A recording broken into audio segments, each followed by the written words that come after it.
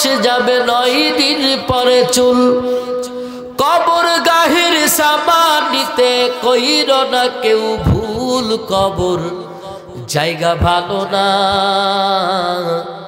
আমল দিয়ে কবর গৃহ সাজিয়ে নিতে হয়, কবর জায়গা ভালো না। আমল দিয়ে কবর গৃহ সাজিয়ে নিতে হয়। 17 দিনে পেট ফেটে শেষ প্রকার খাদ্য হবে। 60 দিন পরে গোশত থাকবে না, কঙ্কাল পড়ে রবে। 17 দিনে পেট ফেটে শেষ প্রকার খাদ্য হবে। 60 দিন পরে গোশত থাকবে না, কঙ্কাল পড়ে রবে। 90 দিনে হাড়গুলি সব, 90 দিনে হাড়গুলি সব আলাদা হয়ে রয়। আমল দিয়ে কবর গৃহ সাজিয়ে নিতে হয়, কবর জায়গা ভালো না। আমল দিয়ে কবর গৃহ সাজিয়ে নিতে হয়। কথা বলেন ঠিক কিনা? আর আজকাল হলো যুবকদের মরণ বেশি। কথা বলো ঠিক না বে ঠিক? বাসের নিচে যুবকের লাশ, হুন্ডার তলে পড়ে যুবকের লাশ, লঞ্চে যুবকের লাশ, সব জায়গায় খালি যুবক মরতেছে। আর কারণ বেশি এই যে মোটর সাইকেল গুলা একা তো চালায়, পিছনে যদি আবার এক্সট্রা কোনো পার্স পাতি থাকে তাইলে তো কোনো কথাই নাই। পার্স পাতি বুঝছো? আপনারা বুঝেন নাই, পিছনে সবাই বুঝছে, এরা হাসে। ও তো চালায় একা, ও এমনি উঠতেছে। আবার পিছনে যদি কোনো প্রাসপাতি থাকে, কোনো যন্ত্র থাকে, এটা যদি থাকে তাহলে মনে হয় যে সারা দুনিয়ার আগেও যাবে। এই দুনিয়ার বাহাদুরি কয়দিন। قال النبي صلى الله عليه وسلم حب الدنيا رأس كل خطيئة। এই দুনিয়া সব লোভ লালসা, দুনিয়ার মহাব্বতই হলো সকল গুনাহের উৎস। এই জন্য দুনিয়ার মহাব্বত আমাদেরকে ছাড়তে হবে, হিসাব মিলাইতে হবে। বেশি দিন আমরা থাকার জন্য এই দুনিয়ায় আসি নাই, আমাদেরকে চলে যাইতে হবে। কথা বলো ঠিক কিনা? এই জন্য আল্লাহকে ডাকবো তো ইনশাআল্লাহ। আমরা যুবকরা চিন্তার মধ্যে পড়ে গেছি, একটু তোমাদেরকে আগে তাজা করি। হয়তো বা তোমরা কম ছেলে পেলে এখানে, কিন্তু আমাদের মন ভালো থাকলে সকলের বয়ানও ভালো লাগবে, আমারও বয়ান করতে ইচ্ছা করবে। ঠিক কিনা বলো? আল্লাহকে যদি একবার ডাকি, আল্লাহ আমাদেরকে 10 বার ডাকে। সুবহানাল্লাহ বলো।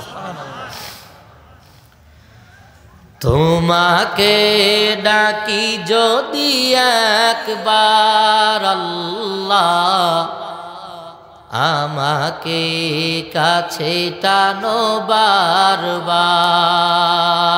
মারহাবা বলেন। তোমাকে ডাকি যদি একবার আল্লাহ, আমাকে কাছে টানো বারবার।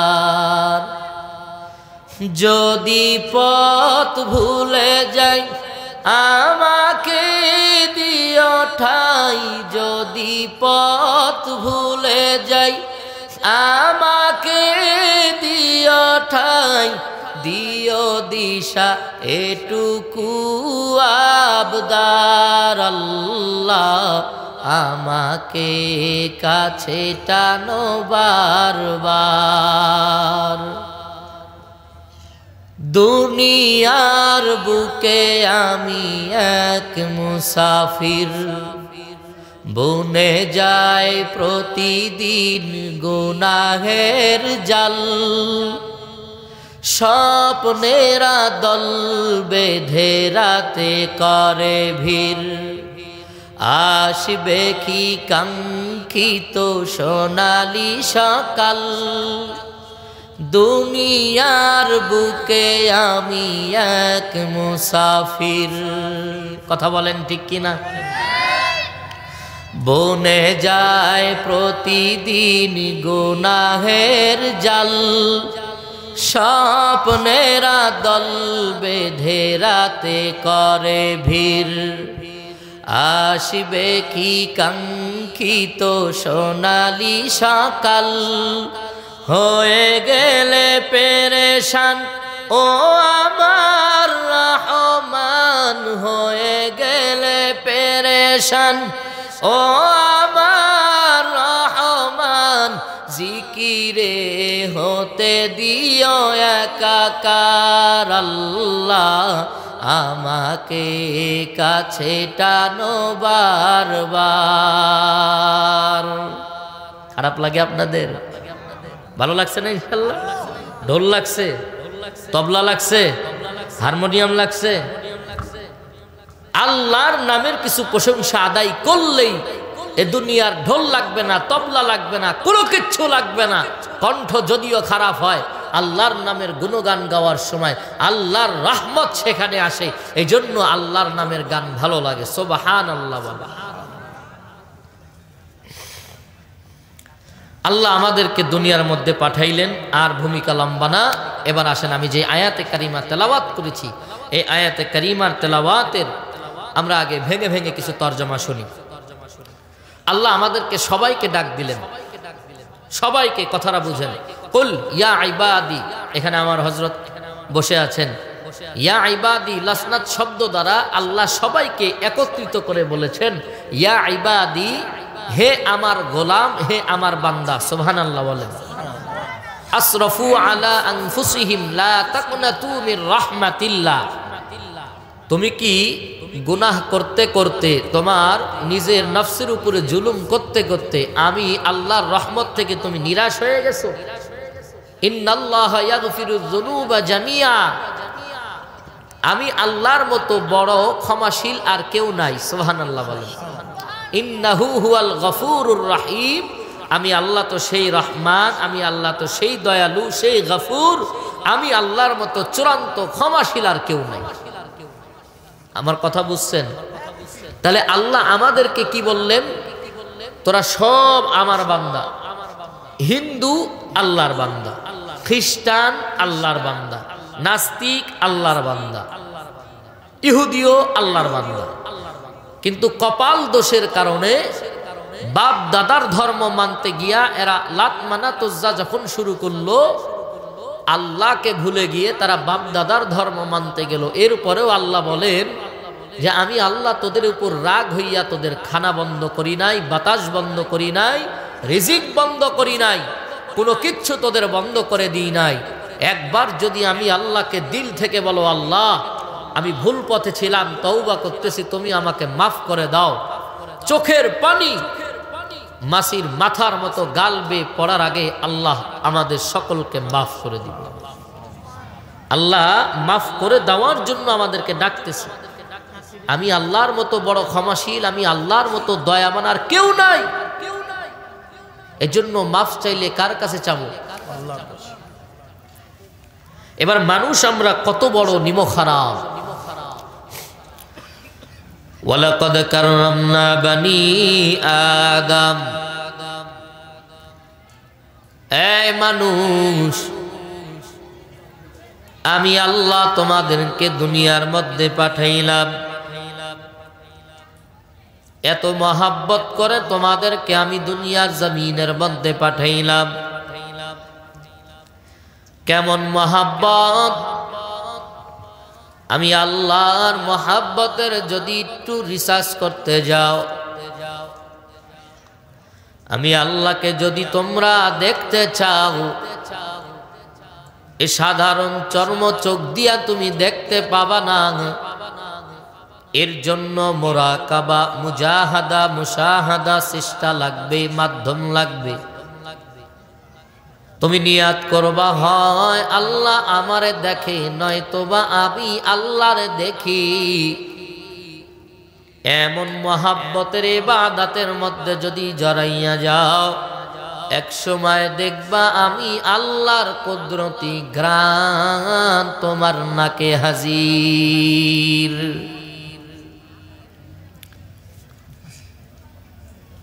ইতিহাসের মধ্যে তালাশ করে দেখো, বড় বড় সাহিত্যিক কবি যারা বই লেখেন, এরা বই লেখার পরে জানায় দেয়, আমি যে বইটা লিখলাম এই বইয়ে ভুল থাকতে পারে, সমাধানের জন্য এই নাম্বারে যোগাযোগ করবেন। কারণ মানুষ হলো ভুলের ঊর্ধ্বে নয়, ভুল হওয়াটাই স্বাভাবিক। আর আল্লাহ এমন একটা কিতাব পাঠাইয়া দিলেন, এমন একটা গ্রন্থ পাঠাইলেন, যেই গ্রন্থে আল্লাহ নিজে গ্যারান্টেড দিয়া বলেন, সারা দুনিয়ার মানুষ যারা অহংকারী, আমাদের আলেমদের মধ্যে আছে না অনেক, আমার মতো মুফতি, আমার মতো মুহাদ্দিস, আমার মতো জাননেওয়ালা কেউ নাই। আল্লাহ বলেন খবরদার অহংকারী করবি না, যত বড় মুফতি হও, যত বড় মুহাদ্দিস হও, আলিফ লাম মিমের দরওয়াজায় আমি তোমারে আটকায়া দিলাম, এর চাবি দুনিয়ার কোনো বান্দার কাছে না। ওয়াল্লাহু আ'লামু বিমুরাদি ওয়াল্লাহু আ'লামু বিযালিক, এর অর্থ একমাত্র আমি মাওলাই ভালো জানি। সব দুনিয়াতে যারা বাহাদুরি করবে, যারা ইলম নিয়ে বাহাদুরি করবে, আল্লাহ বলে ঢুক, পুরা কোরআন করে থাকলো আগে আলিফ লাম মিমের মধ্যে ঢুক, দেখবি তুই কিছুই জানিস না। কথা বলেন ঠিক কিনা? এজন্য বাহাদুরি অহংকারীর কোনো দরকার নাই। এরপরে আল্লাহ বলেন যালিকাল কিতাবু লা রাইবা ফি হুদাল লিল মুত্তাকিন।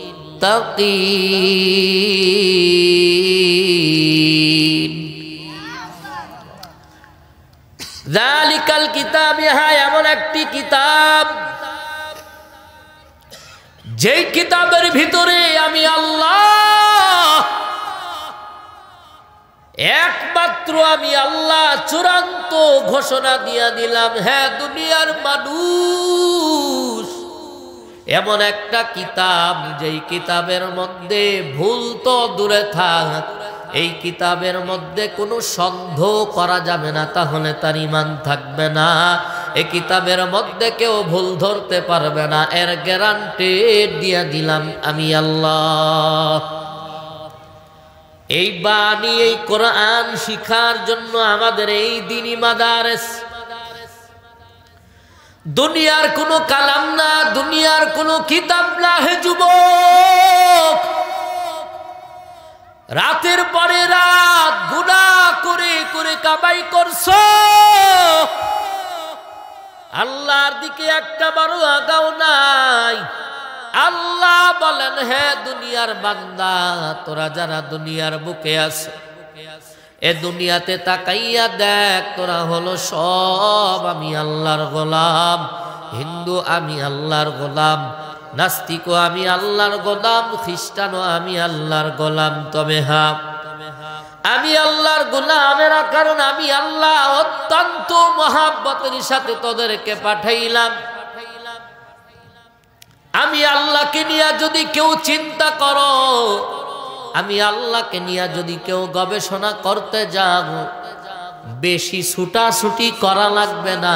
একটা জিনিস চিন্তা করবা, মা বাবার মাধ্যম দিয়া আল্লাহ আমাদেরকে দুনিয়াতে আসার একটা সিস্টেম করে দিলেন।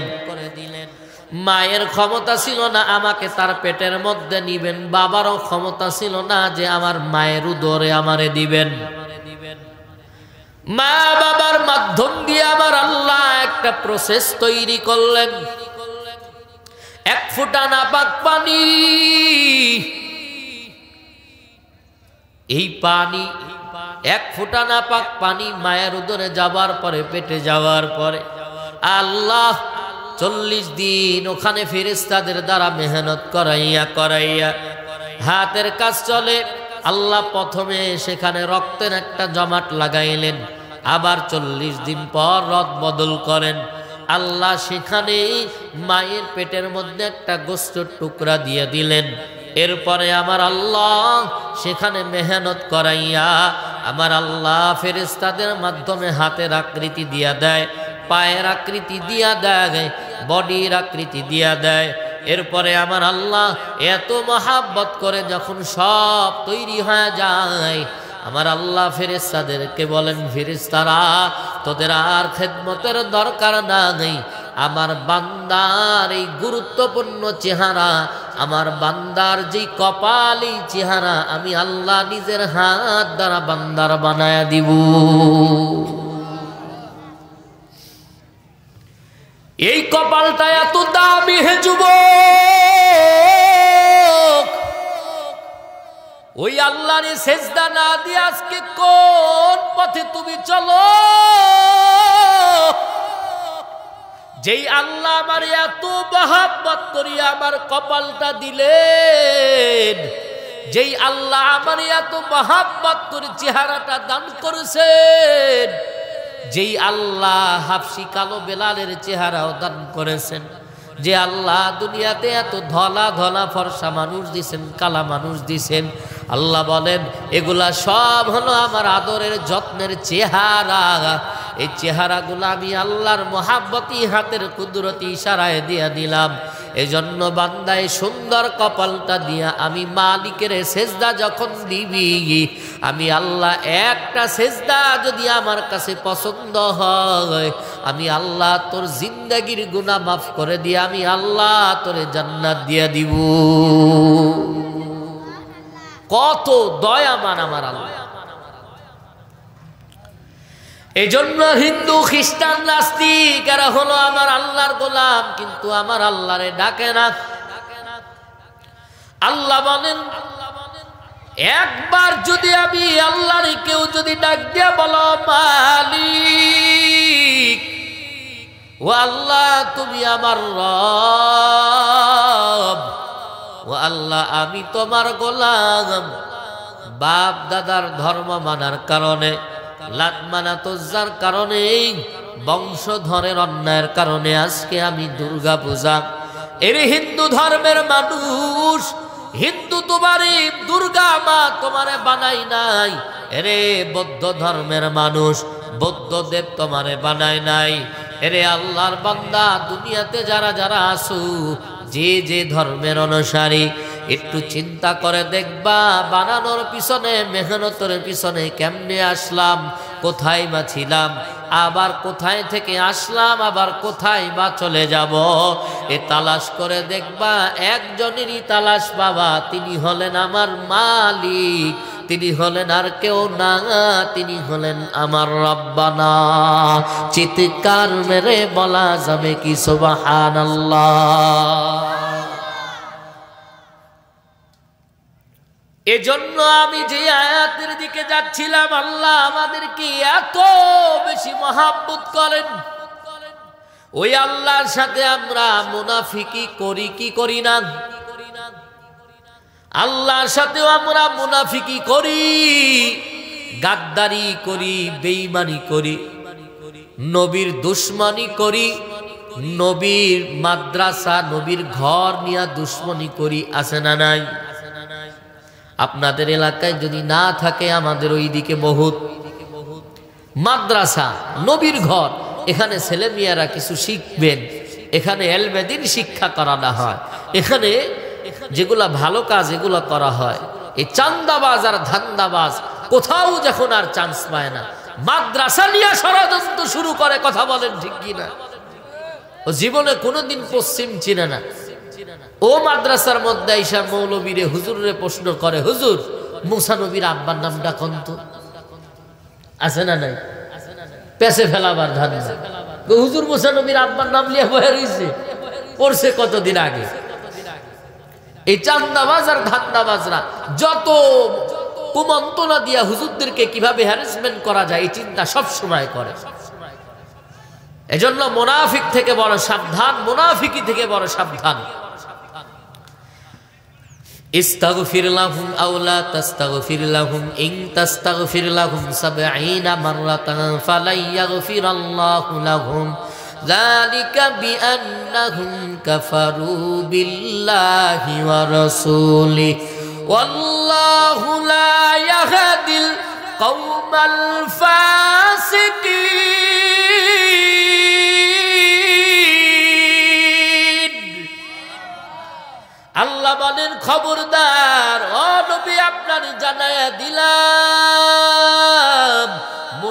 মুনাফিকের জন্য যদি আপনি 70 বার দোয়া করেন, আমি আল্লাহ মুনাফিকের দোয়া আপনার দোয়া কবুল করব না।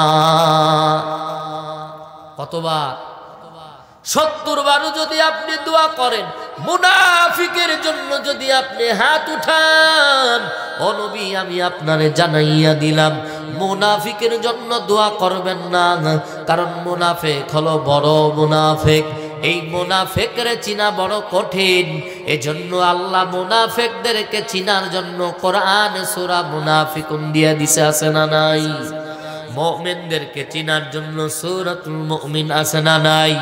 কাফেরদেরকে চিনার জন্য সূরা কাফিরুন আল্লাহ দিয়া দিলেন। এজন্য আল্লাহর আদালতে কেউ দাঁড়াইয়া বলতে পারবো না, হে দয়ার মালিক আপনি তো শুধু বলেছেন ইয়া আইয়ুহাল মুমিন, শুধু মুমিনদেরকেই ডেকেছেন। আপনি বলেছেন শুধু কাফেরদেরকে ডেকেছেন। আমরা আস্তিকরা বাদ, নাস্তিকরা বাদ, আমাদেরকে তো ডাকেন নাই। আল্লাহ বলেন হাসরের ময়দানে আমার কাছে কেউ দাঁড়াইয়া এ কথা বলতে পারবা না। এই জন্য আমি আল্লাহ সবাইকে একত্রিত করে বললাম, হে আমার গোলাম, হিন্দু আমার গোলাম, খ্রিস্টান আমার গোলাম, নাস্তিক আমার গোলাম, আস্তিক আমার গোলাম, একবার আমাকে আল্লাহ বলে ডাক দিবি, আমি আল্লাহ দেখবি তোর সামনে হাজির। একবার যদি আমি আল্লাহরে বলো আল্লাহ আমি মাওলা তোর 10 বার বলি হে আমার বান্দা কি বলবি আর আমার তাড়াতাড়ি বল। সুবহানাল্লাহ। আল্লাহ আমাদেরকে সব সময় মহাব্বতের চাদরে জড়াইয়া রাখছেন। এ যুবক ভাই, আল্লাহর গোলাম, আল্লাহরে নিয়ে একটু ভাবো যে আল্লাহ আমাদেরকে এত মায়া করে এখনো বসাইয়া রাখছেন, যে আল্লাহ আমাদেরকে এত দয়া করছেন। হিন্দুদেরকে খানা কে দেয়? একটু মুসলমানের আওয়াজ জোরে হবে বলেন। এদের রিজিকের ব্যবস্থা কে করে দেয়? আমাদের নিঃশ্বাস জারি রাখছেন কে? নিঃশ্বাস যদি আল্লাহ বলেন ভিতরে নিছো খবরদার আর বাইরে ফেলতে পারবা না, আমার বাবার ক্ষমতা নাই ভিতর থেকে নিঃশ্বাসটা বাহিরে ফেলা। আল্লাহ যদি বলেন খবরদার একবার নিঃশ্বাস জমিনের মধ্যে ছাড়ছো আর এই নিঃশ্বাসটা ভিতরে নিতে পারবা না, আল্লাহ যদি দয়া না করে সারা দুনিয়ার বেঈমান মুনাফিক একটা মিনিটও বাঁচার কোনো ক্ষমতা রাখে না। মুমিন যেই গাছের ফল খায় বেঈমানও সেই গাছের ফল খায়। মুমিন বান্দা যেই নদীর মাছ খায় বেঈমানও সেই নদীর মাছ খায়। মুমিন বান্দা যেই গাছের ফল খাবে একজন বেঈমানও সেই গাছের ফল খাবে, কোনো বাধা নাই। তবে আল্লাহ বলেন এ আমার গোলাম, আমি যে আল্লাহ তোকে এত বড় নিয়ামত দান করলাম, এই নিয়ামতের দিকে যদি তাকাইয়া একটা বার আমার শুকর আদায় করো, আমি আল্লাহ তোর প্রতি রাজি। সুবহানাল্লাহ। একবার শুধু আমি আল্লাহরে ডাক দিবি, একবার দিল থেকে, আমি আল্লাহ তোর প্রতি রাজি। ভাইরা আমার, মুনাফিকের বড় দুশমন, মুনাফিক আমাদের বড় দুশমন। মুনাফিক কোন সময় আলাদা জাতি না। মুনাফিক এরা হলো এমন মুনাফিক, এই মুনাফিক কত বড় বেঈমান। মুনাফিকের মাথায় টুপি আছে, মুনাফিকের গায়ে লম্বা জামা আছে, মুনাফিক রোজা রাখে, মুনাফিক ইফতারিও করে, মুনাফিক মাদ্রাসাতেও যায়, মুনাফিক কোরআনও শিক্ষা করে, কিন্তু এই মুনাফিকরে ধরার মতো কায়দা নাই।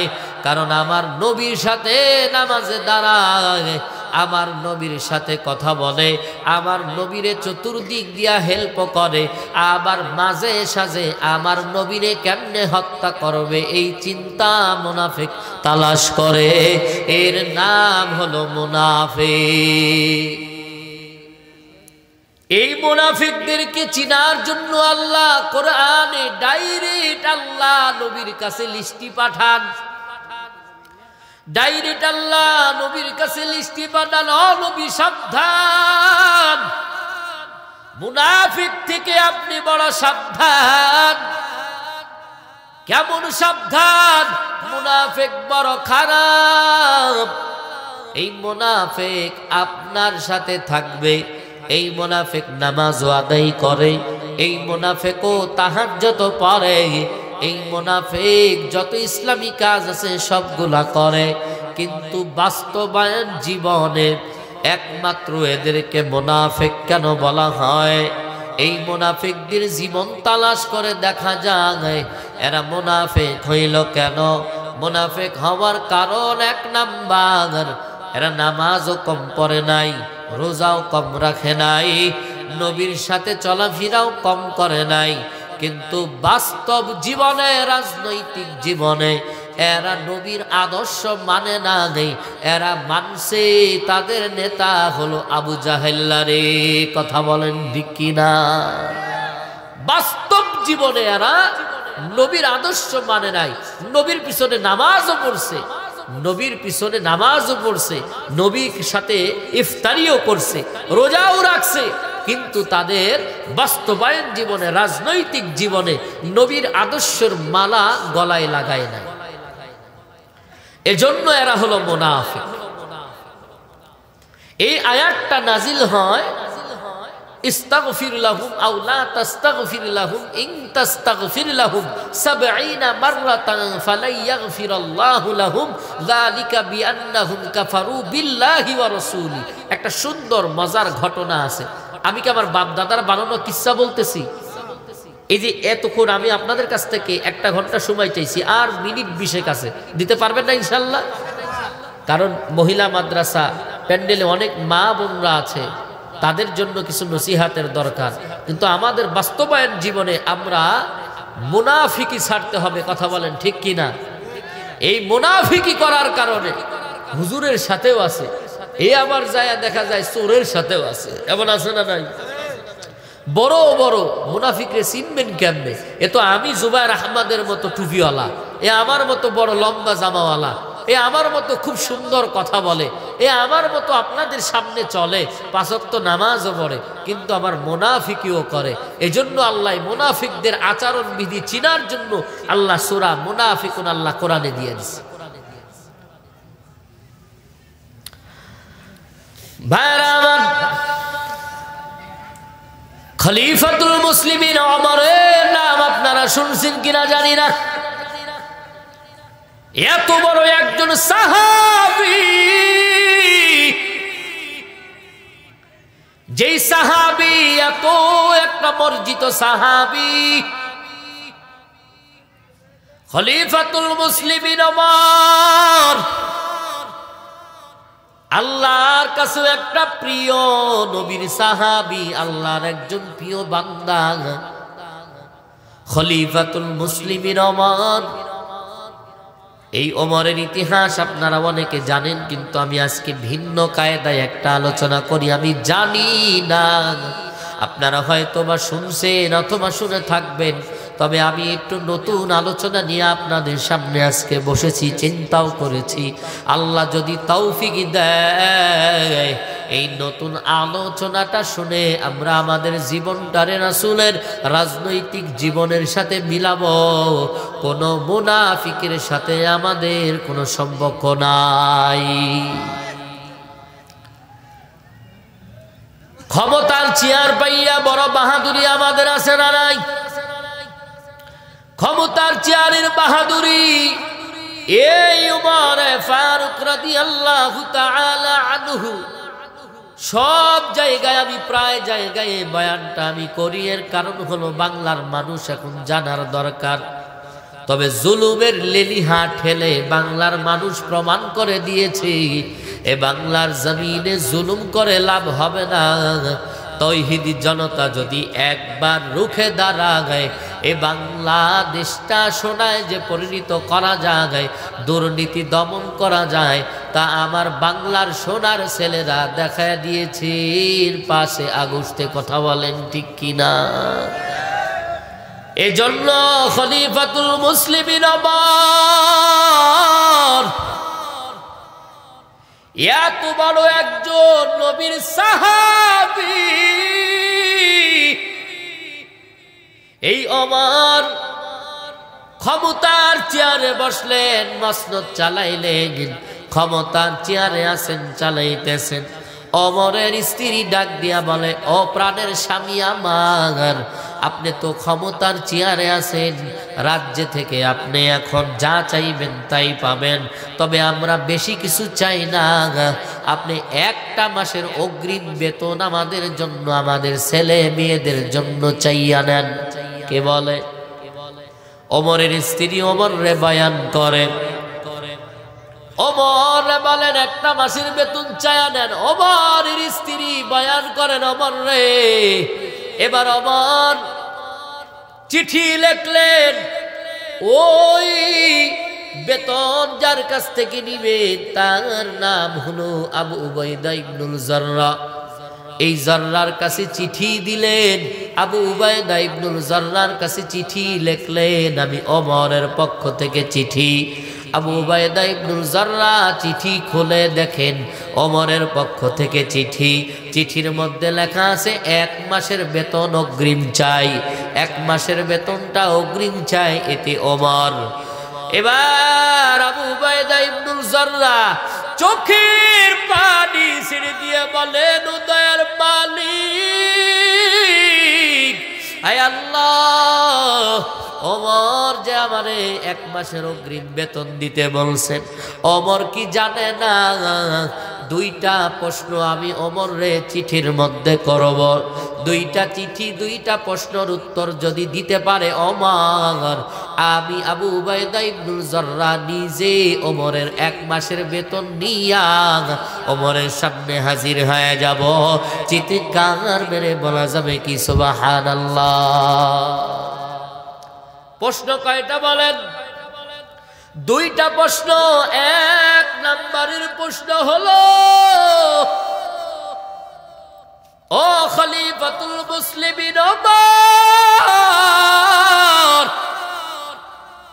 আপনি বলেন, আপনি যে আমার কাছ থেকে 1 মাসের বেতন অগ্রিম চেয়েছেন, আপনি বলেন, আপনি যে আগামী আরো 1 মাস বাঁচবেন তার গ্যারান্টি আমি আবু উবাইদা ইবনুল জাররাহ দিতে পারবেননি? আপনি 1 মাস যে আরো বাঁচবেন তার গ্যারান্টি আমারে দেন, দিতে পারবেননি? 2 নাম্বার প্রশ্ন হলো, আপনি যে ক্ষমতার চেয়ারে আজকে বসে আছেন, এই ক্ষমতার চেয়ারে আপনি আগামীকাল থাকবেন, অথবা আগামীকাল আপনার জনগণ রাখবে না, আপনার জনগণ ভাগায়া দিবে, খাদায়া দিবে? আগামীকাল আপনার অথবা আগামী 1 ঘন্টা পরে আপনার ক্ষমতার চেয়ার থাকবে নাকি ভাগবে? এই গ্যারান্টি যদি আপনি দিতে পারেন, তাহলে আমি আপনার কাছে 1 মাসের বেতন অগ্রিম নিয়ে আসব। এই কথাটা ওমর শুনে চিঠির মধ্যে যখন খুলে দেখলেন, আমারে 2টা প্রশ্ন করা হলো। 1 নম্বরের প্রশ্ন হলো, আমি আগামী 1 মাস বাঁচবো তার গ্যারান্টি। ওমর বলেন, ও দয়ার মালিক, আমি যে আরো 1 মাস বাঁচবো এ গ্যারান্টি আমি ওমর দিতে পারবো না। 2 নাম্বার কথা হলো, যে চেয়ারে বসে আছি এই চেয়ারটা আমারে জনগণ 1 ঘন্টা আরো রাখবে অথবা আমারে তাড়ায়া দিবে, তারও কোনো গ্যারান্টি নাই। এজন্য ক্ষমতার বাহাদুরি চিরকাল থাকে না। যারা ক্ষমতা নিয়ে পাগল, তারা এই ইতিহাস শুনে বুঝো, ক্ষমতা চিরকাল আমাদের রবে না। কথা বলেন ঠিক কিনা? ক্ষমতার বাহাদুরি চলবে না রে যুবক ভাই। এজন্য তাকওয়া অর্জন করো, তাকওয়া অর্জন করো রে ভাই। আল্লাহকে ভয় করো,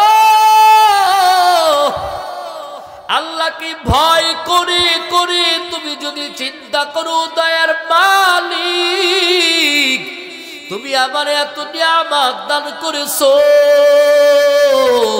আয় আল্লাহ তোমার নিয়ামতের শুকর আমি আদায় করতে পারি নাই রে আল্লাহ, তুমি আমারে মাফ করে দাও।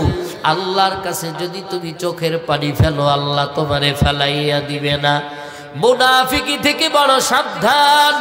মুনাফিকের জন্য আল্লাহ নবীরে জানায় দেন, নবী সাবধান, মুনাফিক থেকে বড় সাবধান। এই মুনাফিক আপনার সাথে নামাজও পড়ে, এই মুনাফিক রোজাও রাখে, এই মুনাফিক আপনার সাথে চলে, কিন্তু ইসলামের বড় দুশমন। এই মুনাফিক থেকে আপনি বড় সাবধান। আল্লাহ আয়াত নাজিল করে জানায় দেয়, নবীরে জানায় দেয়। ওই যে ওমরের ঘটনা শুনাইলাম, যে ওমর এত বড় তাকওয়াবান, এই ওমরের ইতিহাস একটু জানায় দিই। এই মুনাফিকের আয়াত যখন নাজিল হলো, রাসূলের জামানায় সবচাইতে বড় একটা মুনাফিক ছিল। এই মুনাফিকের নাম ছিল উসুল। এই উসুল মুনাফিক এত বড় মুনাফিক, এই মুনাফিক ইসলামের এমন কোনো ক্ষতি নাই সে করে নাই। মুনাফিক এত বড় খারাপ। মুনাফিকের আরো 1000 ছাত্র আছে। এই 1000 ছাত্র সব আল্লাহর ওলি, ঠিক নেই? মুনাফিকের ছাত্র সবই তো মুনাফিক হবে। মুনাফিকের ছাত্র সব হবে মুনাফিক। এই মুনাফিক রাসূলের জামানায় এত বড় মুনাফিক, এই মুনাফিক রাসূলের জামানায় ইসলামের এত ক্ষতি করলেন। হঠাৎ করে আমার মায়ার নবীর কাছে সংবাদ আসলো, এই মুনাফিক ইন্তেকাল করেছেন। মুনাফিকের একজন ছেলে ছিল প্রসিদ্ধ সাহাবী, নবীর একজন সাহাবী। ওই মুনাফিকের ছেলে নবীর বড় আদরের সাহাবী। এই ছেলে এসে নবীরে বলেন, হুজুর আমার আব্বাই, আমি জানি ভালো মানুষ ছিল না, কিন্তু আমার আব্বাই মারা গেছে। আমার আব্বার জানাজাটা যদি আপনি পড়ায় দেন তাহলে হয়তো বা আল্লাহ এর উসিলায় মাফ কইরা দিতে পারে। কে বলে? মুনাফিকের ছেলে নবীর কাছে আইসা বলে, হুজুর আমার আব্বা তো মারা গেছেন, আপনি যদি জানাজা পড়ায় দেন তাহলে আল্লাহ যদি চায় তো আমার আব্বারে মাফ করে দিতে পারেন। নবী বলছেন, খুব গুরুত্বপূর্ণ আলোচনা, নবী বলছেন ঠিক আছে যাও, আমি জানাজার নামাজ পড়ায় দিব। এই মুনাফিক কেমন মুনাফিক? মুনাফিকরে চিনা বড় দায়। ঘটনায় ঘটনা আসে, আপনারা বিরক্ত হইতেছেন। এই মুনাফিক লম্বা পাগড়ি পরে, টুপি পরে, জুব্বা পরে, এই মুনাফিক একজন মুসলমান হওয়ার পরে সে যে মুনাফিকি করে সে তো আর মুসলমান না, ওই মুনাফিক। এই মুনাফিক একজন ইহুদির সাথে দ্বন্দ্ব, একটা মাল নিয়া ইহুদিদের সাথে দ্বন্দ্ব। ইহুদিরে বলে মালটা আমার, আর ইহুদি বলে যে না মাল তো তোমার না, মাল আমার। এবার দুজন বিচারের জন্য নবী মুহাম্মদ সাল্লাল্লাহু আলাইহি ওয়াসাল্লামের কাছে যায়। নবীর কাছে যায়, বলেন নবী বিচার করে দেন। এই লম্বা পাগড়িওয়ালা বলে মালটা ওর, আর আমি বলি মালটা আমার। আপনি সঠিক তদন্ত করে আমাদেরকে বলেন যে এই মালটা আসলে কার। আমাদের এই দেশের মতো গণতন্ত্র ওই সময় এত দুর্বল না, গণমাধ্যম এত দুর্বল না। নবী শুধু আমরা জানি এতিম এতিম, কিন্তু নবী যে প্রেসিডেন্ট ছিল, নবী যে বিচারক ছিল, এই বয়ান আমরা ময়দানে মাঠে ময়দানে করি না। কথা বলেন ঠিক কিনা? নবী রাষ্ট্র শাসন করেছেন, নবী রাষ্ট্রের প্রেসিডেন্ট ছিলেন, নবী রাষ্ট্র শাসন করেছেন, নবী প্রেসিডেন্ট ছিলেন।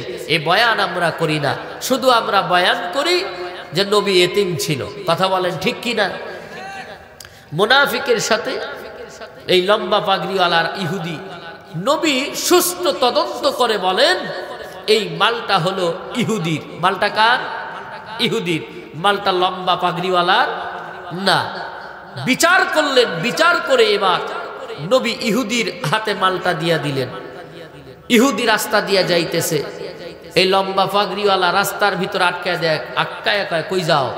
কয় কেন? মাল পাইছি আমি এখন বাড়ি যাব। কয় না, মাল তো তোমার না, মাল তো আমার। কয় কি ব্যাপার? বিচার না তোমার নবী করে দিল। কয় আমি নবীর বিচার মানি না। নাউজুবিল্লাহ বলেন, নবীর বিচার মানি না। তো বিচার ইহুদির মনে বিশ্বাস, তুমি যেখানে আমারে বিচার করতে নাও, মাল যেহেতু আমার, মালের মালিক তুমি না। কথা বলেন ঠিক কিনা? তো বলে বিচার কোথায় করবা, কার কাছে যাবা? এবার ইহুদি এই কথা বলার পরে মুনাফিক বলে আমি পুনরায় সানি বিচারের জন্য ওমরের কাছে যাব। কার কাছে যাবে? ওমরের কাছে। ওমরের কাছে গেলেন। ইহুদি যায়া বলেন হুজুর, এই বিচার করার আগে আগে একটা কথা শুনবেন। তো কি কথা?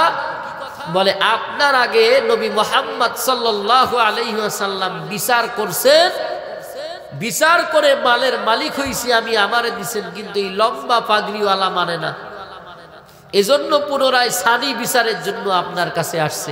বুইজা শুইনা বিচার কইলেন। সুবহানাল্লাহ বলেন। ওমর কয় তাই নাকি? ইহুদিরে কয় আমি বিচার করলে তুই খুশি? মুনাফিকরেও বলে আমি বিচার করলে কি তুমি খুশি? তো হ্যাঁ। তো নবী বিচার করছে, মুনাফিক তোমার বিচার পছন্দ হয় নাই? নবী বিচার করছে তোমার পছন্দ হয় নাই? কয় না, নবীর বিচার পছন্দ হয় নাই, পুনরায় আপনার কাছে এই জন্য বিচার চাইতে আসছে।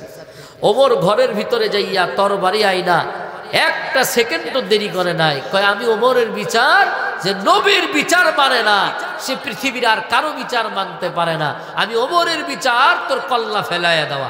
একটা কোপ মেরে 10 হাত ধরে বডি থেকে কল্লা ফেলাইয়া দিছে। আল্লাহু আকবার বলেন। আসতেছে আলোচনা এবার। এই যে কল্লা ফেলাইয়া দিলেন, এর বাপ মা ভাই সব মিলে আইসা বডিটারে লইয়া নবীর কাছে বিচার দি। কার কাছে? নবীর কাছে বিচার নিয়ে গেছেন। হুজুর, ইসলাম ধর্মে কি এমন কোন আইন আছে যে আমি আপনার কাছে বিচার চাইতে আসলাম, বিচার আমার পছন্দ হয় নাই, তাই বলে কি আমারে খুন করতে পারবে? নবী কয় না, এক জায়গায় বিচার পছন্দ হয় নাই, আরেক জায়গায় চাবে, আরেক জায়গায় চাবে, কিন্তু কতল করার তো অধিকার নাই। এই তো পাইছি। তাইলে ওমর আমার ভাইরে হত্যা করছে, বিচার পছন্দ হয় নাই, ওমরের কাছে আসছিল, আপনার বিচার পছন্দ হয় নাই, সেজন্য সানি বিচারের জন্য ওমরের কাছে আসছে, ওমর আমার ভাইরে হত্যা করছে, দেন হত্যা মামলা। নবী ছিলেন প্রেসিডেন্ট, নবী ছিলেন বিচারক, আসামির নাম এবার কি হয়ে গেল বলেন? আসামি হলো ওমর। আসামিকে, কথাটা ইয়াদ রাখেন, আসামিকে ওমর, বিচারককে হযরত মুহাম্মদ মুস্তাফা সাল্লাল্লাহু আলাইহি ওয়াসাল্লাম। আমার আপনার মায়ার নবী হলেন বিচারক। এই পয়েন্টটা মনে রাখবেন, মনে থাকবে তো ইনশাআল্লাহ। ওমরের মেজাজ কেমন, ওমর আল্লাহর কাছে কতটা দামি একজন বান্দা, এই বিষয়ে আলোচনা করতেছে। মুনাফিক থেকে বড় সাবধান হ্যাঁ যুবক, আর মাথার মধ্যে ওলামায়ে কেরামদের বিরোধিতা করবি না, মুনাফিকি করবা না হে যুবক ভাই।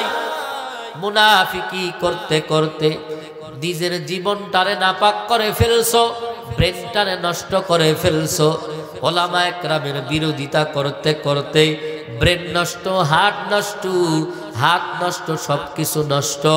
কারণ তুমি ওলামায়ে কেরামের বিরোধিতা করো না, তুমি বিরোধিতা করো ডাইরেক্ট আমার নবীর। আর নবীর বিরোধিতা করায় মানে হলো আল্লাহর সাথে যুদ্ধ ঘোষণা করা। আল্লাহর সাথে যুদ্ধ ঘোষণা করা মানে হলো তুমি হলো বড় জালেম।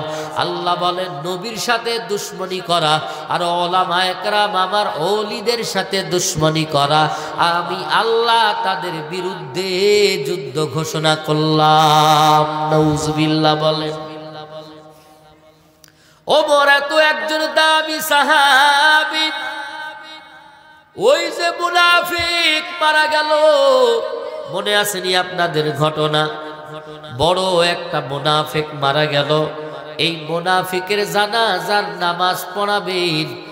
এই মুনাফিকের ছেলে আয়েশা নবীরে বললেন, নবী আমার বাবাই ভালো ছিল না, এটা আমিও জানি, সবাই জানে, কিন্তু আমার বাবারে যদি আপনি জানাজার নামাজ পড়ায় দেন, এর বিনিময়ে হয়তোবা আল্লাহ মাফ করায় দিতে পারেন। নবী বললেন, যাও পড়ায় দিব। সারা মদিনায় ঝড় শুরু হয়ে গেল। নবী জানাজা পড়াবেন, একজন মুনাফিকের জানাজা নবী আমার পড়াবেন। সারা মদিনার শহর জেনে গেল নবী জানাজা পড়াবেন। হঠাৎ করে এই খবরটা ওমরের কানের মধ্যেও চলে গেল। ওমরের মনটা বড় খারাপ।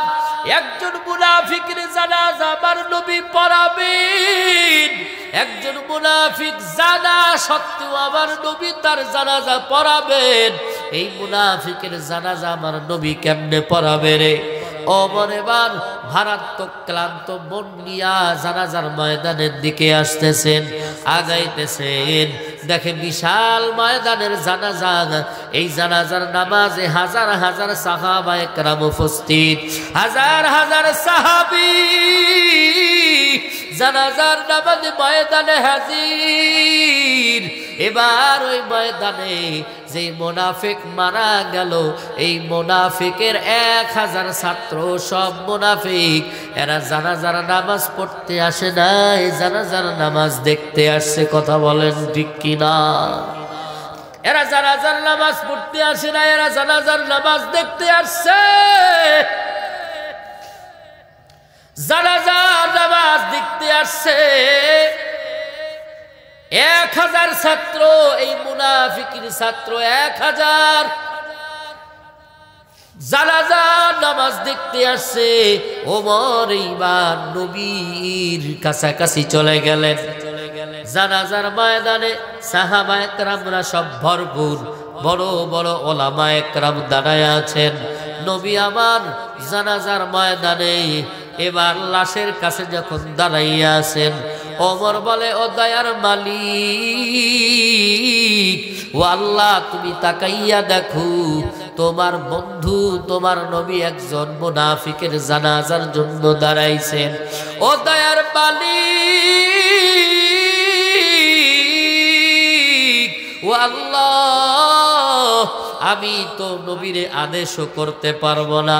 ও নবী, আপনি জানাজা পড়াবেন না, আমি নবীরে তো নিষেধও করতে পারবো না। নবী জানাজা আপনি পড়াবেন না, আদেশ করলেও করতে পারেন আপনি, নবীরে নিষেধ করলেও করতে পারেন একমাত্র আপনি।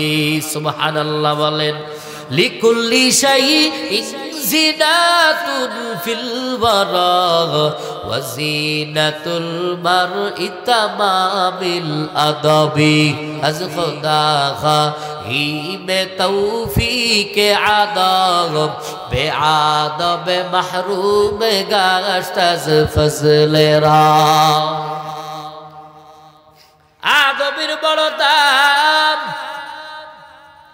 নবীরে আদেশ করবেন, আদেশ করাটা ওমর মনে করে বেয়াদবি। ওমর নবীরে বলবেন, ও নবী, আমার জানাজার নামাজ আপনি পড়াবেন না, এই আদেশ করাটাও মনে হয় একটা, এই নিষেধ করাটাও ওমর মনে করে বেয়াদবি। এটার নামই হলো আদব। আল্লাহর কাছে তাকাইয়া বলেন, হে মালিক, আমি নবীরে তো বলতেও পারি না নবী আমার জানাজা পড়াবেন না।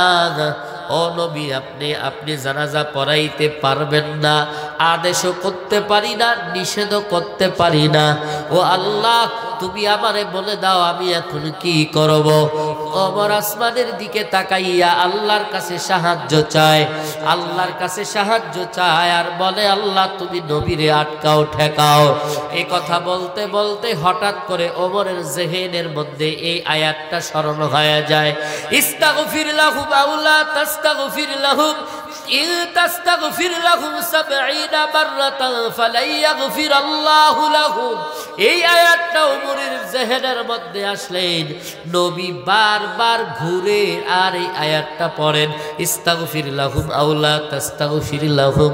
নবী তাকাইয়া বলেন, ওমর তুমি আমারে কি বলতে চাও? আমি জানি আল্লাহ এই আয়াতের মধ্যে বলে, নবী আপনি মুনাফিকদের জন্য যদি 70 বার দোয়া করেন আমি আল্লাহ দোয়া কবুল করব না। সুবহানাল্লাহ বলেন। তবে ওমর মুনাফিকদের জন্য আল্লাহ তো দোয়া করতে নিষেধ করেছেন, কিন্তু আবার আল্লাহ জানাজার নামাজ পড়াইতে তো এখনো নিষেধ করেন নাই। কথা বলেন ঠিক না ঠিক? বলে ওমর মুনাফিকের জন্য দোয়া করতে আমার আল্লাহ নিষেধ করেছেন, জানাজার নামাজ পড়াইতে তো আমার আল্লাহ এখনো কোনো আয়াত দেয় নাই। ওমর বলে, হ্যাঁ নবী আমার জানাজার নামাজ নিষেধের জন্য তো আল্লাহ এখনো কোনো আয়াত দেয় নাই। ওমর চাইছিল নবী দোয়া করবে না, আল্লাহর কাছে কেমন ভাবে কবুল হয়। ওমর চাইছিল জানাজা হবে না, এজন্য দুইটা পয়েন্ট আপনারা মনে রাখবেন। এক নম্বরে হলো ওমর বললেন, নবীরে আমি আল্লাহ বলতে পারি না জানাজার নামাজ আপনি পড়াবেন না। দুই নম্বরে আপনি মুনাফিকের জন্য দোয়া করবেন না। আমি নবীরে আদেশ করতে পারি না, নিষেধ করতেও পারি না, কিন্তু এখন পাইলাম মুনাফিকের জন্য দোয়া করা তো নিষেধ, কিন্তু আমার আল্লাহ মুনাফিকের জন্য জানাজার নামাজের জন্য এখনো নিষেধ করে নাই। নবী এ কথা বলার পরে সব সাহাবীরা দাঁড়াইয়া আছেন। আবার মায়ার নবী তার মুখের বরকতি লালা, বরকতি থুতু মোবারক এই মুনাফিকের ঠোঁট মোবারকে লাগায়া দিলেন। চিৎকার করে বলা যাবে কি আল্লাহু আকবার। মুনাফিকের ঠোঁটের মধ্যে আমার নবীর বরকতি লালা লাগাইয়া দিলেন। আমার নবীর বরকতি নালা লাগাইয়া দিল। সাহাবায়ে কেরাম তাকাইয়া তাকাইয়া বলেন, হে দয়ার মালিক, একজন মুনাফিক রে আমার মায়ার নবী বরকতি নালা ঠোঁট মোবারকে দিয়া দিলেন। সাহাবায়ে কেরাম বেকার হয়ে গেল, কি ব্যাপার? আমার মায়ার নবী এমন বরকতের নবী আমার, যেই নবীর থুতু মোবারকের অনেক দাম। আমার নবী কোনোদিন জবান দ্বারা মিথ্যা বলে নাই, মিথ্যা আওয়াজ দেয় নাই। নবীর বরকতি থুতু মোবারক এই মুনাফিকের জবানে লাগলো। সাহাবায়ে কেরামের কান্নার ঢল, সাহাবায়ে কেরামের কান্নার আওয়াজ, সাহাবায়ে কেরাম কান্নার রোল পড়ে গেল। এবার হঠাৎ করে তাকাইয়া দেখে এই যে ময়দানে এই মুনাফিকের 1000 ছাত্র ছিল, এরা জানাজার নামাজ পড়তে আসছে না দেখতে আসছে। এরা জানাজার নামাজ দেখতে আসছে। নবীর আদর্শ কত বড় সুন্দর, নবীর আদর্শ দেখে বড় পাগল। নবীর আদর্শ এই মুনাফিকরা দেখতেছেন। কার বিরোধিতা আমরা করি, কার বিরোধিতা আমরা করি? নবী যে নবীর দুশ্মনী করেছে আমাদের নেতা, এই নেতার ঠোঁট মোবারকে আমার মায়ার নবী লালা লাগায়া দেয়। এরপরে কিছুক্ষণ পর আবার মায়ার নবীর পরনের জুব্বা মোবারক খুলে আমার মায়ার নবী এই মুনাফিকের শরীরের উপরে বিছায়া দেয়। চিৎকার মেরে বলি আল্লাহু আকবার। সারা ময়দানে কান্নার ঢল, সারা ময়দানে কান্নার ঢল পড়ে গেল। এত প্রিয় সাহাবী হওয়ার পরেও আমরা জুব্বা পাইলাম না, এত মহাব্বতের আদরের সাহাবী হওয়ার পরেও আমরা নবীর জুব্বা পাইলাম না। কিন্তু একজন মুনাফিক হওয়ার পরেও, এই সুনুল একজন মুনাফিক হওয়ার পরেও নবীর জুব্বা পাইলেন। এত বড় কপাল, ময়দানে কান্নার রোল পড়ে গেল। সারা ময়দানে সাহাবায়ে কেরাম কান্না করতে লাগলো। ও নবী আমার, এতদিন পর্যন্ত আমরা আপনার কাছে থাকার পরেও আমরা কেউ আপনার জুব্বা মোবারক পাইলাম না, এই মুনাফিক আপনার জুব্বা পাইল। নবী ডাক দিয়া বলেন, ও সাহাবাদের দল, আমি এই উসুলের কাছে ঋণী ছিলাম। কেমন ঋণী ছিলাম? যুদ্ধের ময়দানে সব সাহাবীরা শহীদ হইছেন, বদরের যুদ্ধে শহীদ হইলেন, অনেক সাহাবী আমার শহীদ হয়ে গেলেন। আমি নবী কবরন্ত করার জন্য যখন গেলাম, যাওয়ার পরে দেখলাম আমার সাহাবী, অসংখ্য সাহাবীর শরীরে কাপড় নাই। এর ভিতরে আমার একজন চাচা যান শহীদ হয়েছিলেন, আব্বাস রাদিয়াল্লাহু তাআলা আনহু। আমার চাচা অনেক মোটা উঁচা লম্বা দেহের অধিকারী ছিলেন।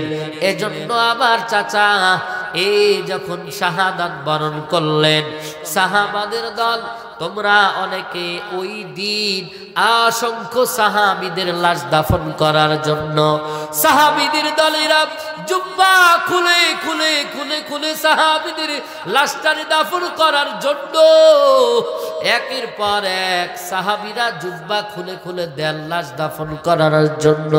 কিন্তু ওই দিন আমার মায়ার নবী কোনো কিছু না বলা মাত্রই এই মুনাফিক সুনুল, এই মুনাফিক নিজের গায়ের জুব্বা খুলে আব্বাসের নিজের শরীরের মধ্যে পরায় দেন। সুবহানাল্লাহ। নবী কোনো কিছু না বলার আগেই আব্বাস রাদিয়াল্লাহু তাআলা আনহু নবীর চাচার জুব্বা মোবারক পরায়া দিলেন। এজন্য নবী বলেন, আমি আজকে ঋণ পরিশোধ করলাম। আমি এই জুব্বা পরিধান করায়া দিয়া আমার চাচারে যে জুব্বা দিয়েছিল, এজন্য আমি নবী ঋণ পরিশোধ করলাম। কিন্তু দুঃখের বিষয় হলো ওমর তো এখনো চায় না, কারণ ওমর চায় না নবী জানাজা পড়াবে। জুব্বা দিয়া দিল রে, সারা ময়দানটা কান্নার রোল পড়ে গেল। সাহাবায়ে কেরামরা কান্না করেন। নবী বলেন, কান্না থামাও। নবী এখন জানাজার নামাজের জন্য নবী দাঁড়ায় গেলেন। নবী দাঁড়ায় যাবেন, ওমর আসমানের দিকে তাকাইয়া বলেন, হে মালিক, নবী তো এখন জানাজার নামাজে দাঁড়াইয়াই যাবে, এখন তো আর আটকাইতে পারলাম না। ও আল্লাহ, নবী এখন জানাজা শুরু করে দিবেন। আল্লাহ, তুমি ছাড়া আটকানোর মতো আর কেউ নাই, একমাত্র নবী। নবী এবার সিদ্ধান্ত নিয়ে জানাজার মুসাল্লায় দাঁড়াইয়াই গেলেন। জানাজার মুসাল্লায় দাঁড়ায় যাওয়ার সময় এই যে 1000 মুনাফিক, এই যে মুনাফিকের ছাত্র 1000 মুনাফিক, এরা এই দৃশ্য দেখার পরে আমার নবীর হাতে কালেমা পড়ে 1000 মুনাফিক মুসলমান হয়ে গেল। মরছে কয়জন? একটা মুনাফিক। কালেমা পড়লো কতজন? 1000 মুনাফিক কালেমা পড়ে মুসলমান হয়েছে। সাহাবায়ে কেরাম খুশি, নবী এখন জানাজা পড়াবেন। সাহাবায়ে কেরাম খুশি, কিন্তু ওমর ইসলামের পক্ষে এত কঠোর, ওমর এখনো মাইনা নিতে পারতেছেন। আল্লাহু আকবার বলেন। ওমর এখনো মাইনা নিতে পারে না। নবী নামাজে দাঁড়াইয়া গেলেন। জানাজার নামাজও শেষ হয়ে গেল।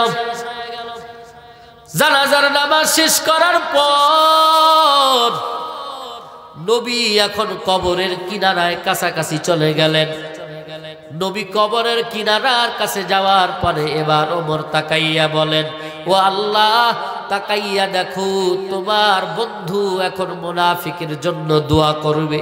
কবরের কাছে গেল, লাশটা নামানোর পরেই তো তোমার বন্ধু দোয়া করবে লাশের জন্য। আল্লাহ, মুনাফিকের জন্য 70 বার দোয়া করলেও তো তুমি দোয়া কবুল করবা না। এবার ওমর যখন এমন ভাবে বলে, নবী দোয়া করবেন, এমন সময় জিবরাইল আমিন নবীর কাছে এসে হাজির। জিবরাইল আমিন নবীর কাছে এসে হাজির হয়ে ডাক দিয়া বলেন, ও আল্লাহর নবী পয়গম্বর, হাত নামান, আপনি হাত নামান, দোয়া করবেন না। ওয়ালা তুসাল্লি আলা আহাদিম মিনহুম মাতা আবাদা ওয়ালা তাকুমা আলা কবরি।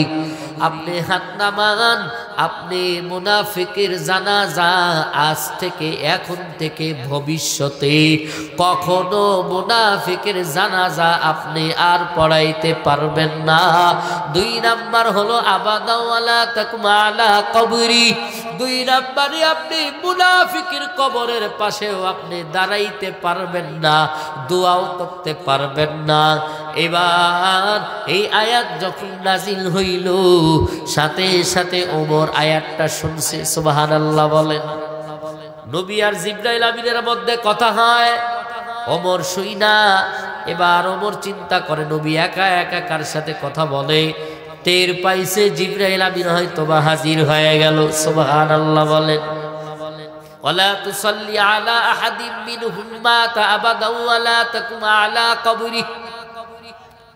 এই আয়াতটা নাজিল হওয়ার পরে নবী আল্লাহ জানায় দেন, নবী সাবধান, নেক্সট টাইমে কোনো মুনাফিকের জানাজা আপনি পড়াবেন না। এখানে একটা প্রশ্ন থেকে যায়, যদি জানাজার নামাজ আল্লাহ পড়াইতেই নিষেধ করলেন, তাইলে এই মুনাফিকের জানাজার নামাজ পড়ানোর পরে নিষেধ করলেন কেন? প্রশ্ন থাকে কি থাকে না? আল্লাহ এই আয়াতটা আগেও তো নাজিল করলে পারতো। ওমর এত টেনশন করতেছে, এই আয়াতটা আগে নাজিল করলে পারতো না? এখানে সমস্ত তাফসীর কারক লেখেন যে কি কারণে আল্লাহ এই আয়াতটা এই সময় নাজিল করেছেন। ওই যে মুনাফিকের সন্তান দৌড় মারা যায় বলছে, নবী আব্বা তো মারা গেছে, আব্বা তো মুনাফিক, আব্বা তো বেশি ভালো মানুষ ছিল না, তবে আপনি যদি জানাজার নামাজ পড়ান তাহলে হয়তো আল্লাহ মাফ করে দিতে পারে। নবী বলছেন আমি পড়াবো। কথা দিছেন কে? নবী। কথা দিছেন নবী। নবী যদি জবান দিয়া সে জবান উল্টায়া দেয়, তাহলে নবীর কথার ওজন থাকে না, নবীর কথার মধ্যে ভারত্ব থাকে না। এজন্য আল্লাহ বলেন, আমার নবীর কথার ওজন রাখতে গিয়া আমি এই মুনাফিকের জানাজার পরে আমি এই আয়াতটা নাজিল করলাম। সুবহানাল্লাহ বলেন।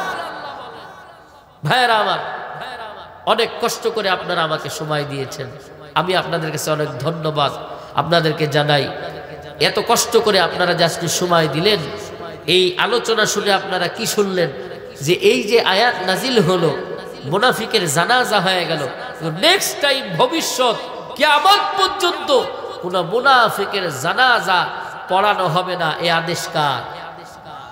আল্লাহ। ঈদ ওয়াসসালাতু ওয়াসসালামু আলা সাইয়্যিদিল আম্বিয়াই ওয়াল মুরসালিন ইয়া আরহামার রাহিমিন ইয়া আরহামার রাহিমিন ইয়া আরহামার রাহিমিন। ও দয়ার মালিক আল্লাহ, আপনার কুদরতি খাস নজর দিয়া তাকাইয়া দেখে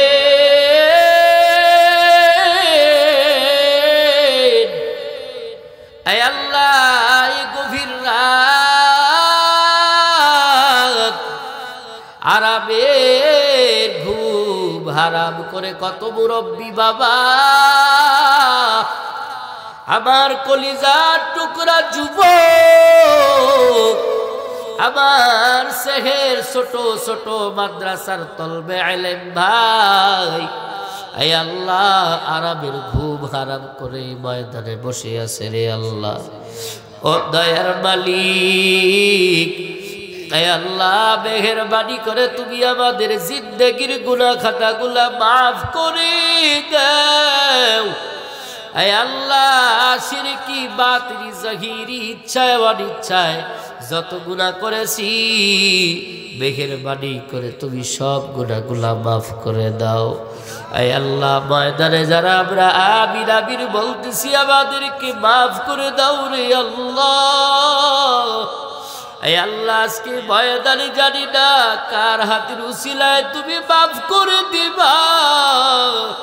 আয় আল্লাহ মেহেরবানি করে তুমি আমাদেরকে মাফ করে দাও। আয় আল্লাহ পদ্মার আড়ালে আমার অনেক আম্মা জানরা হাত উঠাইছে, আয় আল্লাহ সারা দিন এত ক্লান্তি লগ্নে আম্মা জানরা এত কষ্ট করে, আম্মা জানরা এত রাত পর্যন্ত বয়ান শুনল আল্লাহ। আয় আল্লাহ মেঘের বাড়ি করে আবার আম্মা জানদের মনের আশা বাসনাগুলা তুমি পুরা করে দাও রে আল্লাহ। আয় আল্লাহ ময়দানে এমন কেউ কি আছে আমার জানা নাই, কোন বান্দা তোমার কাছে বড় প্রিয়, কোন দামি বান্দা ময়দানে তলবে ইলমের আছে, পদ্মার আড়ালে আবার অনেক মা বোনরা আছে, পদ্মার আড়ালে আবার ছোট ছোট বোনরা যারা এই মাদ্রাসার তলবে ইলম, এই মাদ্রাসার শিক্ষার্থী যারা আছে, যারা দিন নাই রাত নাই তোমার কালামুল্লাহ শরীফ নিয়ে পড়ে থাকে রে আল্লাহ, তোমার কোরআন গুনু গুনু গুনু গুনু করিয়া মধুর আওয়াজে পড়ে। ওরে যেই রাতে মা ঘুমায় বাবা ঘুমায় সবাই দরওয়াজা বন্ধ, সবাই দরওয়াজা জানালা বন্ধ করে ঘুমায়। আয় আল্লাহ ওই রাতের বেলা, শীতের রাতে গভীর বেলা ছোট ছোট বাচ্চাগুলো ওযু বানায়া তলবে গুলা কোরআন নিয়া বসে পড়ে। আয় আল্লাহ যারা কোরআন পড়ে, যাদের মা বাবা ঘুমায়, এই ছোট ছোট বাচ্চাগুলা তাহাজ্জুদের মুসাল্লায় দাঁড়ায়া বলেন, ও আল্লাহ তুমি আবার বাবার 5 ওয়াক্ত নামাজি বানাইয়া দেও। আয় আল্লাহ তুমি আবার বাবার 5 ওয়াক্ত নামাজি বানাইয়া দেও। এইভাবে কান্না করে আল্লাহ। এই ময়দানে ওই বন্দের হাতের উসিলায় তুমি আমাদেরকে মাফ করে দাও রে আল্লাহ। আয় আল্লাহ মেহেরবানি করে জাহান্নামের খাতা থেকে নামটা কাটিয়া দাও। আয় আল্লাহ জীবনে যত গুনাহ করেছি, আমার হাতের গুনাহ, আমার চোখের গুনাহ, চোখ দিয়া কত গুনাহ করেছি তুমি মাফ করে দাও। সবাই মিলে আমার টুপি পরার কারণে, লম্বা জামা পরার কারণে আজকে সম্মানের চেয়ারে বসাইয়া দিছে। আয় আল্লাহ এরা যদি আমার গুনাহের কথা জানতো আমারে বসাইতো না, ধিক্কার মেরে তাড়াইয়া দিত। আয় আল্লাহ এলাকাতে আমার গুনাহের খবর আমার মা জানে না, আমার বাবা জানে না, এলাকাবাসী জানে না। যদি মা বাবাই জানতো, আল্লাহ আমার মা বাবা সন্তান বলে পরিচয় দিত না রে মালিক। আয় আল্লাহ মেহেরবানি করে তুমি আমাদের জানা অজানা গুনাহগুলা মাফ করে দাও। আয় আল্লাহ মেহেরবানি করে জান্নাত নসিব দান করে দাও। আয় আল্লাহ অনেকে আমরা আছি এখানে যারা আমাদের আম্মা জান রে সাদা কাপড়ের প্যাকেট বানাইয়া কবরে নামায় আসছি, মেহেরবানি করে আমাদের আম্মা জান রে তুমি মাফ করে দাও। আয় আল্লাহ অনেকে বাবা রে সাদা কাপড়ের প্যাকেট বানাইয়া আসছি, মেহেরবানি করে তুমি মাফ করে দাও। যেই বাবা এত কষ্ট করে আমাদেরকে মানুষের মতো মানুষ করেছেন, যেই বাবা কবরে গামছা লাগাইয়া রোদ নাই বৃষ্টি নাই মানুষের খেতে কাজ করে করে লেখাপড়ার টাকা দিল, যেই বাবা আমার কিছু হইলে বাবাই সহ্য করতে পারে নাই, আমি একটা আঘাত পাইলে বাবা কান্না করে ফেলেছে, এই বাবার কবরে যদি আজকে 2 পাশের মাটির চাপ যদি আমার বাবার কবরে লেগে যায়, আবার বাবার হাড্ডি গুড্ডি চুরমার হয়ে যাবে। আয় আল্লাহ মেহেরবানি করে এমন আযাব তুমি দিও না, মেহেরবানি করে তুমি আমার ওই সমস্ত বাবাকে তুমি মাফ করে দাও। পদ্মার আড়ালে আমার অনেক আম্মা জানরা আছেন, মায়ের বাড়ি থেকে রঙিন কাপড় উপরে বিদায় নিয়ে আসছে।